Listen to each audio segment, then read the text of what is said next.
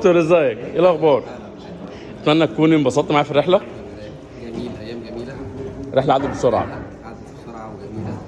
الواحد هيفضل فاكرها ان شاء الله ويكررها. ان شاء الله، واتمنى تطلع معايا تاني. ايه رايك في الهوستل؟ جميل، تجربه جميله. كويسه، مواقعها كلها كويسه. الحمد لله.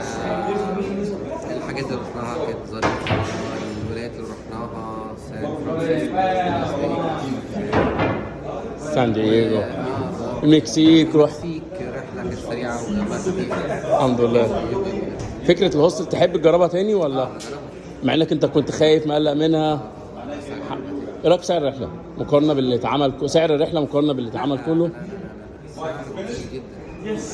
حسيت ان انت ساتيسفايد بسعر مقابل الخدمه مقابل كل حاجه؟ كان ايام جميله فعلا. تحب ترشح الناس تاني تطلع معايا؟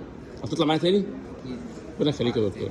اتمنى نطلع مع بعض تاني. جميله والناس كانت جميله برضه. الحمد لله كانت رحله حلوه فعلا. يعني حتى الواحد حس انه فاميليار، ان انا من كنت مقلق انت في البدايه؟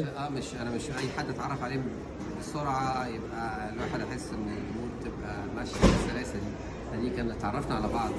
طب الحمد لله، وان شاء الله دايما نطلع مع بعض. اتمنى اكون يعني قدرت ان انا اكون عند حسن ظنك، وقدرت ان انا اديك اللي انت كنت منتظره. انا عارف انك جيت قبل كده امريكا بس ما مش رحله، بس اتمنى اللفه دي تكون يعني فرقت معاك. كانت المره اللي لفيت فيها. طب الحمد لله، ان شاء الله نطلع مع بعض اكتر، وان شاء الله نطلع مع بعض في يوروب. وشكرا يا دكتور على وجودك.